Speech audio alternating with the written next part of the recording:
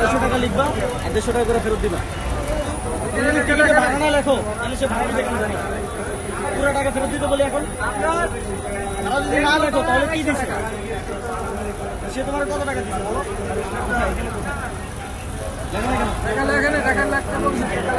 সে কি তোমার 0 টাকা দিছে? টাকার এখানে কিছু লেখা নেই। 0 টাকা দিছে, পুরো টাকা ফেরত দিবা।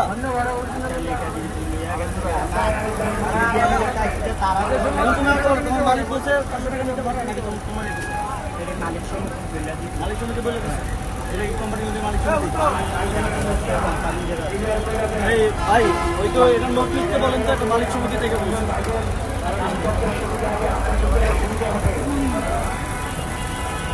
দেখো এদিকে দেখো, সবার টিকিটে 250 টাকা লিখবা, 150 টাকা করে ফেরত দিবা, ঠিক আছে?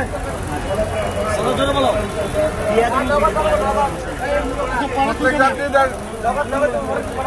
আপনাদের সবার সবাই 150 টাকা করে ফেরত দিবেন, ঠিক আছে?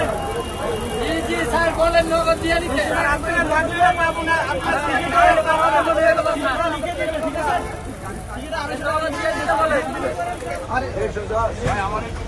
নির্ধারিত ভাড়া কত? ম্যাজিস্ট্রেটকে জিজ্ঞেস করুন।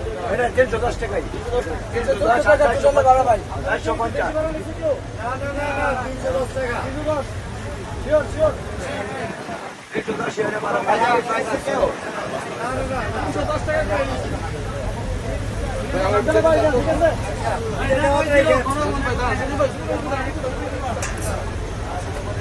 বেশি দিবেন না, ঠিক আছে?